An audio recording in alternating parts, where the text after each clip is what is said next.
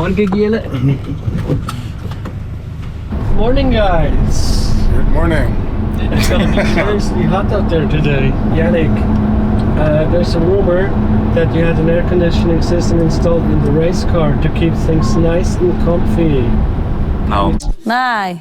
There was an air conditioning system, but it doesn't keep you nice and comfy. It doesn't do shit. That's why we took it out. It's just weight.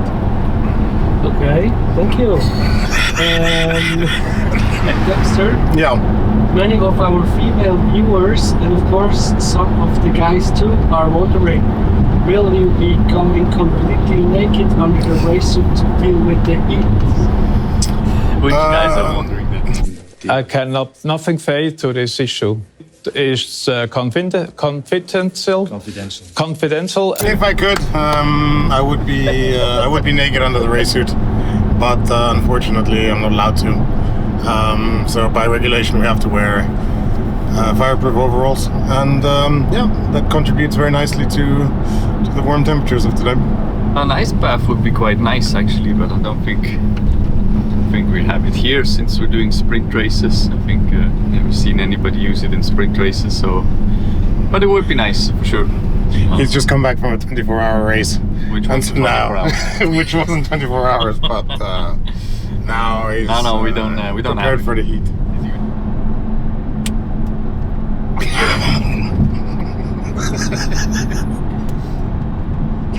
Okay. Yeah. Anyway, I start. No, we've decided that today Yannick will start the races. So qualifying 1 will be Yannick, and race 1 Yannick will start, and qualifying 2 will be me, and race 2 I shall start.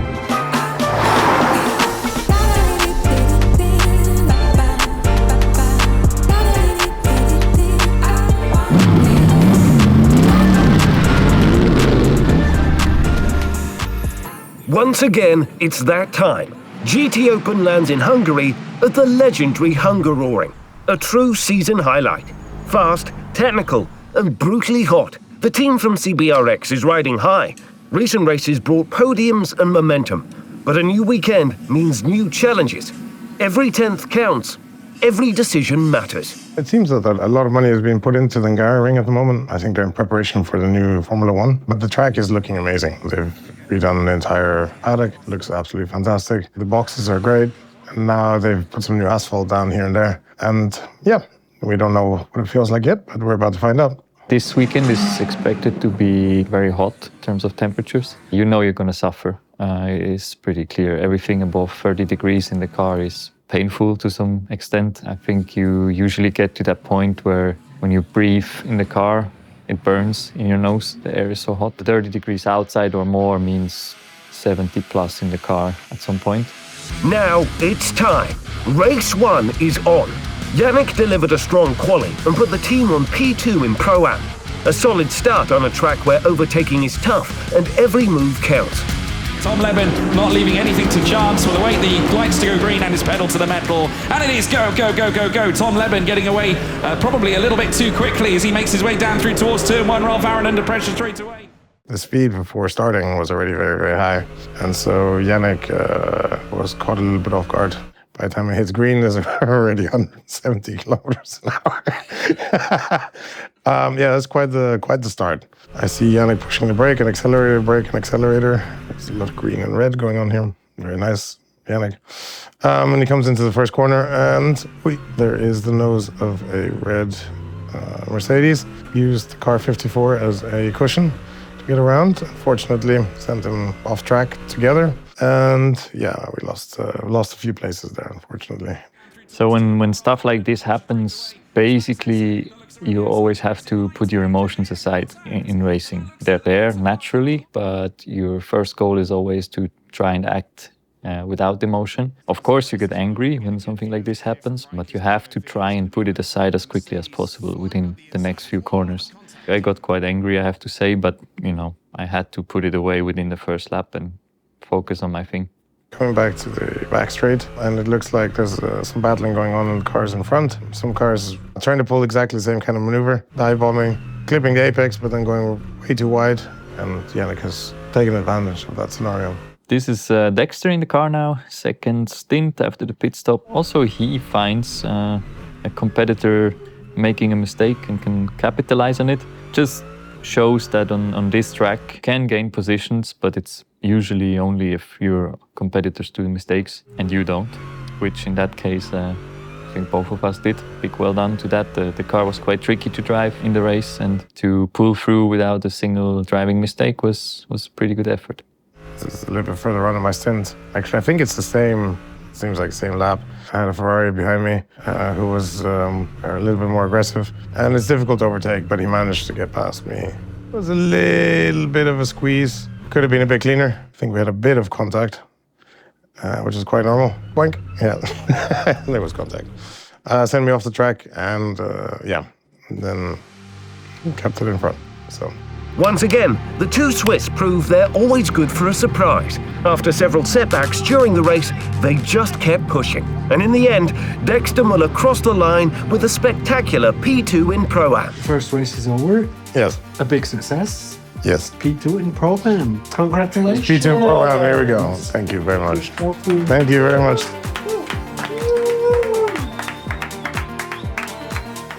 And in my head, it was always a dream to win in Hungary, because people are so much fun here. I like the track a lot and I like the area a lot. Yeah, we got a lot of great supporters out here. So it's a big privilege to win here. I'm very happy about that.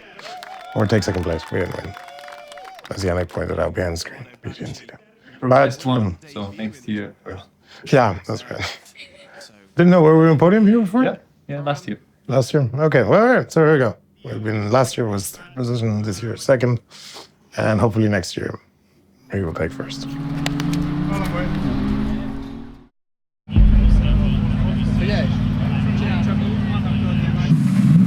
Just before the race, I think the pit lane opens for fans, and it becomes full with people, and it becomes a lot of fun, I have to say. So Yannick and I get out there and we do some signing. Every year they come in thousands, I think. It must be, because we actually signed more than 1,000 autograph cards this weekend by far.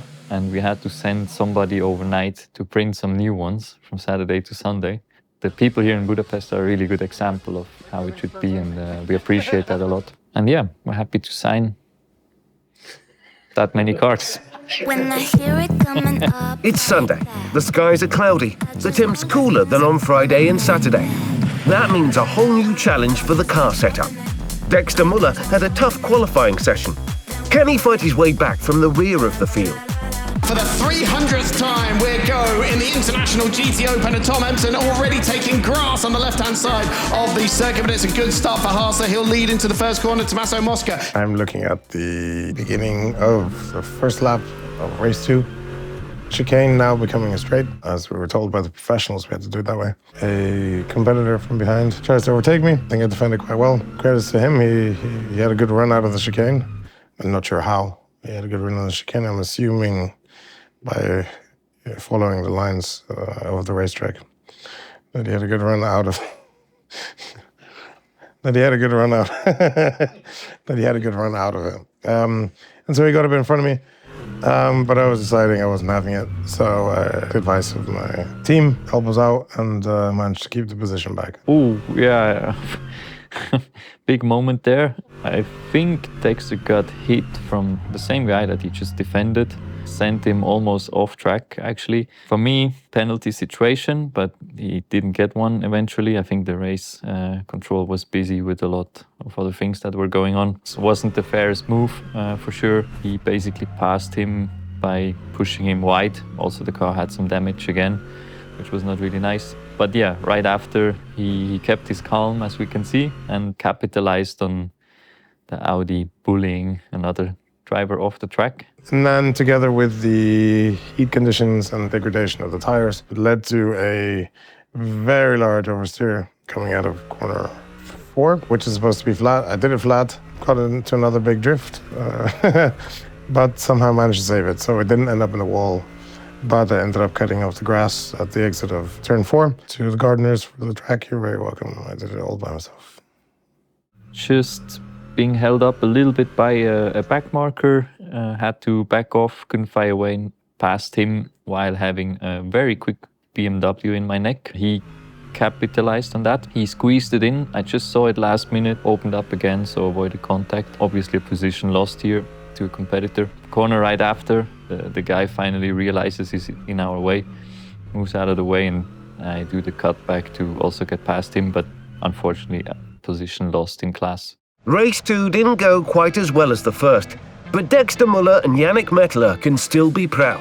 They fought hard and worked together as a team.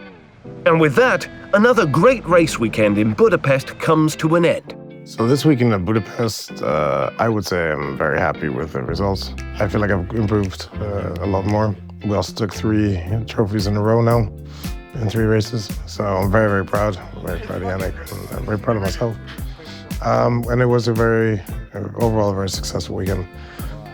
Sunday could have been a bit better, but that's part of the game too. Let's see what we do next round. Thank you very much. Thank you. Well. Thank you very much. Thank you very much.